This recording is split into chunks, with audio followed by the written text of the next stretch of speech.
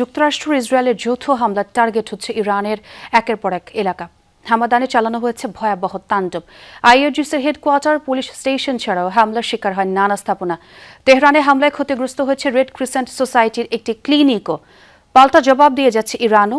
আইআরজিসির ছোড়া ক্ষেপণাস্ত্র আঘাত এনেছে দুবাই আন্তর্জাতিক বিমানবন্দরে। আগুন ছড়িয়ে পড়ায় বন্ধ হয়ে যায় কার্যক্রম। এছাড়াও ইসরায়েল, কুয়েত, আরব আমিরাতেও হামলা চালায় তেহরান।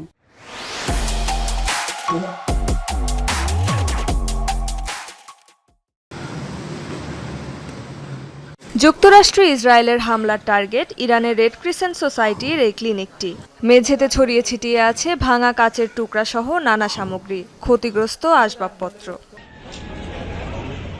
রাজধানী তেহরান জুড়েই এমন তাণ্ডব চালিয়ে যাচ্ছে যৌথ বাহিনী। রোববার ভয়াবহ হামলার শিকার হয় হামাদানো। পুলিশ স্টেশন ও এর আশেপাশের এলাকা টার্গেট করে চলে বোমাবর্ষণ।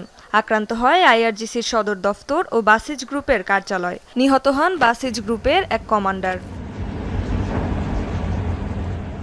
এছাড়াও ইস্পাহানে বিমান বাহিনীর ঘাঁটি লক্ষ্য করে চালানো হয় হামলা। যৌথ অভিযান চলে কারাজ, বন্দর সিরাফ, বন্দর আব্বাস, জাম সহ বিভিন্ন এলাকায়। জবাবে কুয়েতে মার্কিন সামরিক ঘাঁটিতে ড্রোন ছুড়েছে আইআরজিসি। বিধ্বস্ত হয়েছে ইতালির একটি এয়ারক্রাফট।